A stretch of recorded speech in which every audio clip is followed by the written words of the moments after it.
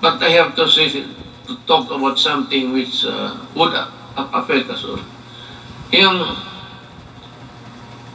it seems that this government is too far away from the people. Yung serbisyo talaga na totoo. Nung isang araw nakita ko, I don't have to know what place was that. Ang mga tao nakapila. And they say that they were there at 4 o'clock. Lumalakas yung ulan, sa payong lang sila. So nanonood ako sa report because I listen to the report every morning. Makukuha mo sa mga radio station yan eh. So I was having breakfast. I was listening to their TV. At nakita ko yung mga tao nakapila doon, malakas ang ulan. Sabi ko,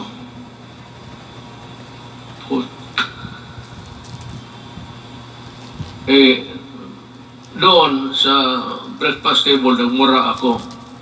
Pero dito, good boy man ako kay may mga religious dyan. I just call on the National Task Force against COVID-19 to see to it that this happens. I mean the protection. We have spent enormous amounts of resources to build our capacities to overcome this pandemic.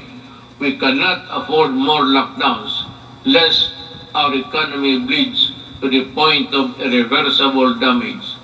Baliktad na, bakit mo papilahin? At sabi kasi doon, libre lahat na, wala nang ano.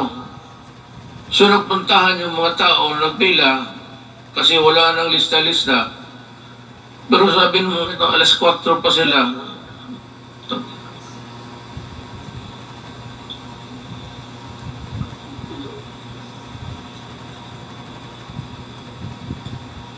Hindi lang ako pwedeng alam mo sa totoo lang, hindi naman ako nagyayabang.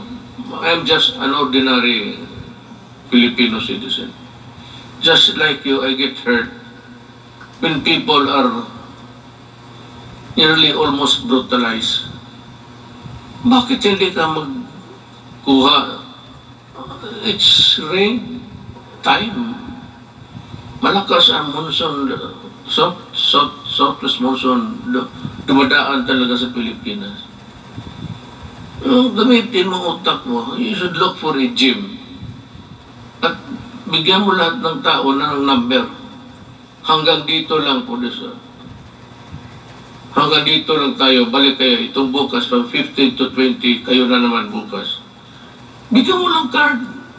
Prepare a card where you can, the marshal will go around the queuing na, bakit mo? Hindi ko maintindihan. This media.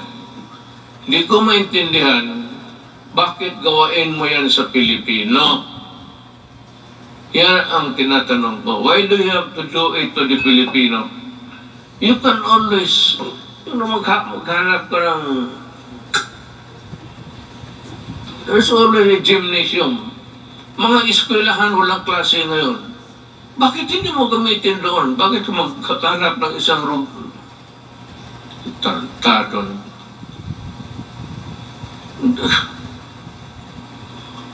Kaya lang ako, well, it is my chagrin because I'm gusto kong lumabas. Itong PSG lang na ito ang sabihin ko sa inyo, huwag kayong mag-presidente. Wala talagang, sabihin ko, maliit ang sweldo. Wala ka. If you're not there really for the, mag-corrupt ka dyan, well, it could make you a billionaire overnight. But kung magtrabaho ka lang ng ganito, ako presidente, gusto kong lumabas doon, sabihin ko, hoy, mga bakit ganito to? Bakit gano'n kayo ka?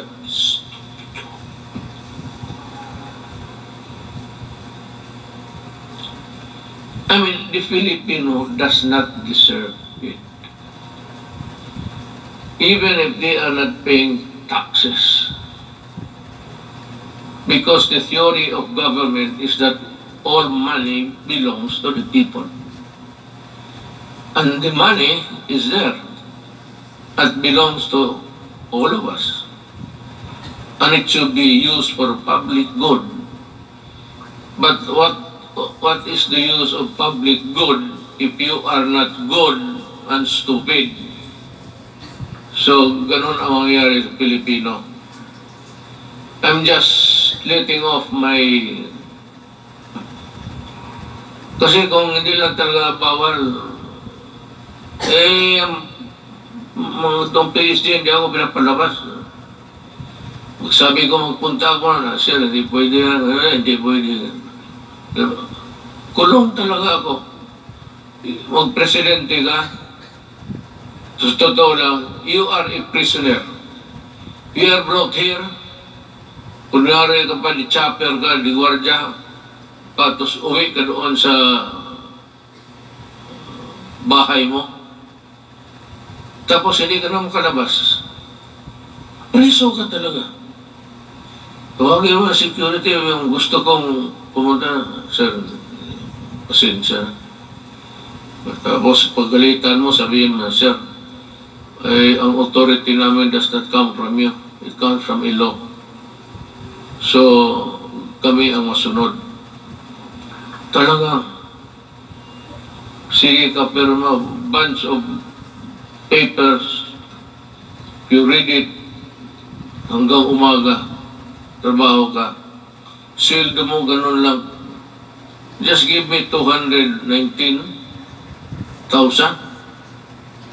tapos ganun ang trabaho, mag-isa ko, butit ngayon, kaya nandito yung asawa ko at dito yung anak ko, nabubuhay yung loob ko, mag-uwi ako sa bahay ngayon.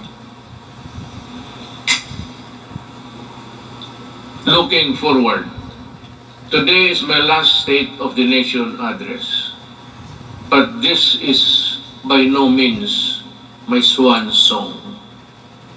I shall never cease to implore Congress to pass vital and critical legislation as well as to push the entire government to ensure nothing less than the full recovery and revitalization of our country. But to do this, it is necessary for us to first overcome the crippling fear, anxiety, and uncertainty that was caused by the threat of the COVID-19 virus. Well, I really do not know what to do. I have to listen to the task force. This is a group of people volunteering to be a collective advisor, or that to give you the advice collectively, we put it that way, na sila ang magsabi. And we are just waiting for the word. I am referring to Delta. It is rampaging now in Indonesia, Thailand, India, and many parts of Asia. And ang sabi doon sa the Western medicine says that it is far more aggressive and far more dangerous, and it can cause death easily than the COVID-19 original. So this is as good as any other time to say it. If says that it is really dangerous, you have to go back to lockdown. If there are many people in other parts of the world killing as many, then Delta, if ever it will spread, we have it here now.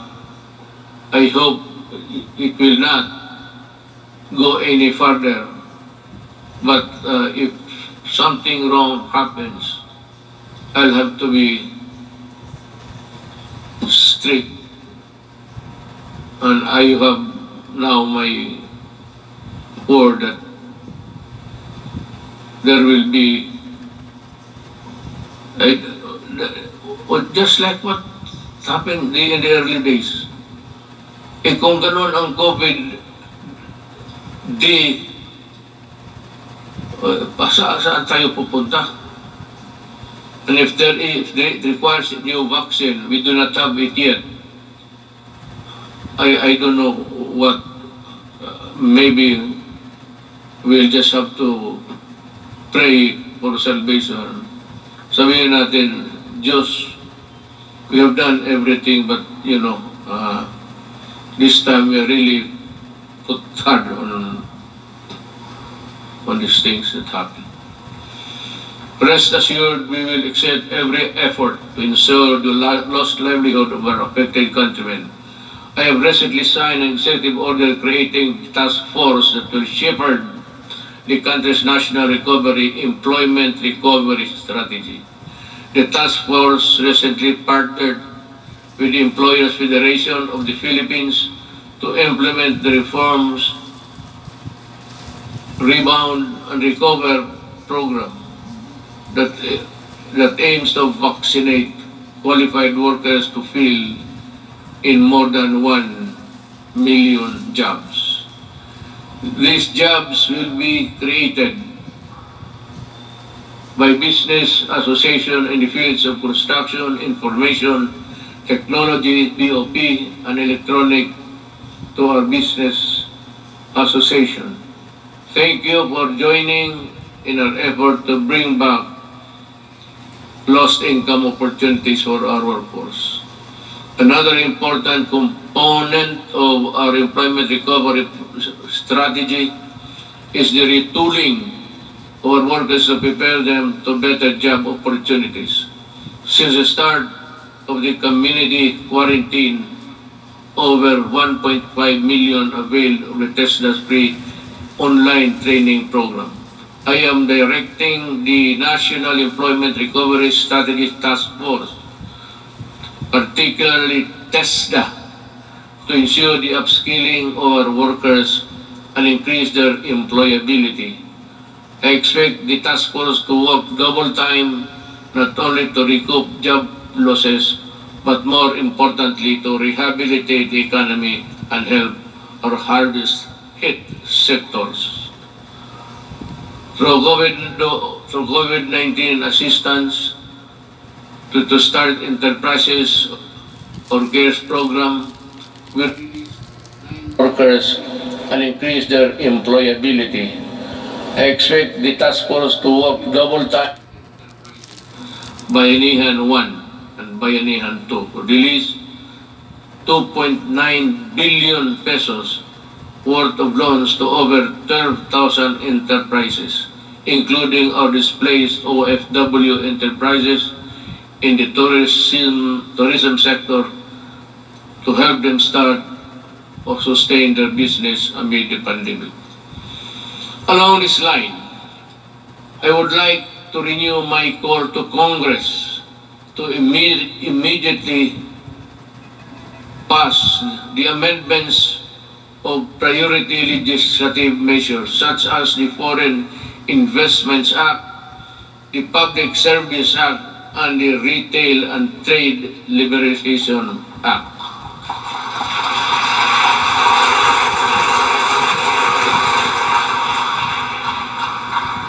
Your applause went well ahead of its realization. You have to work on this, guys, and well, I'm sure that we can have a respite of this contagion in your own little way. Finally, I would like to reiterate my call for Congress again to pass legislation to establish a single agency that shall focus on and respond quickly to the needs and concerns of our OFWs. I pray that our next leaders and our future generations will not squander our natural resources and fight for integrity of our environment in a manner fiercer and more effective than my administration had ever done. The pandemic has taken so much from us as a nation, but like other adversities that tested us time and again, it can never take our courage and resilience and the spirit of bayanihan one, rather bayanihan, and the value of the malasakit are now indelible in us Filipinos. We shall use these gifts to forge ahead towards a better normal. As we come to a point where the risk of COVID-19 transmission can, to a certain extent, be managed, and I'm hopeful that we shall be united in forging ahead towards bringing the country back to its robust growth path. Let me end by adding this particular statements. We are on learning, education, and learning. Despite our inability to conduct face-to-face classes during this pandemic, we remain determined to deliver quality and accessible education to all. Creation of the basic educational learning plan. Community plan enabled uninterrupted learning to students in the basic sector while ensuring the teachers' health and safety and well-being. While the pandemic has demonstrated readiness, resourcefulness, and capability of government to serve the Filipino people through the use of ICT and digital services, it has also shown its inherent deficiencies and weaknesses, as such that they ask Congress to pass an e-governance